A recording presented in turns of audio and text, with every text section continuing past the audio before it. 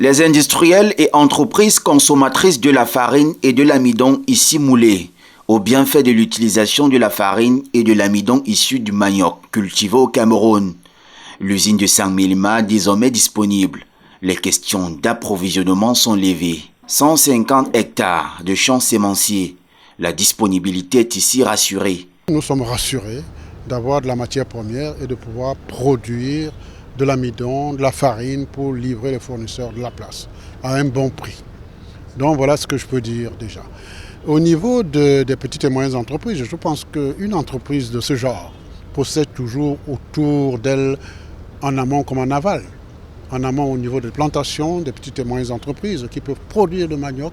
Les besoins, 1000 à 1500 tonnes de manioc, les coopératives sont mis à contribution.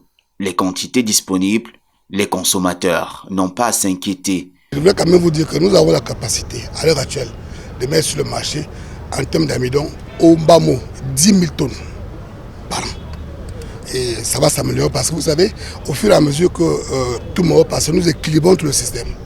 Au fur et à mesure que ça prend, nous allons agrandir notre capacité qui peut atteindre principalement en amidon et en farine.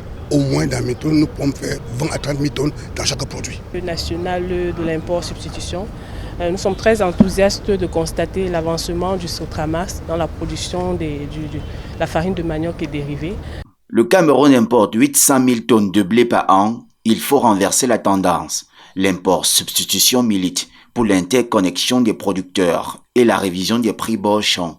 Les petits producteurs soient interconnectés aux moyens producteurs et que les moyens producteurs soient interconnectés aux grands producteurs et les consommateurs, le prix arrive sur le marché à des prix relativement bas pour que vive le Made in Cameroun dans notre pays. Je pense que pour le moment, le gouvernement est totalement déterminé à travers le programme ou la politique de l'import-substitution à accompagner l'augmentation de la productivité, l'augmentation de la transformation.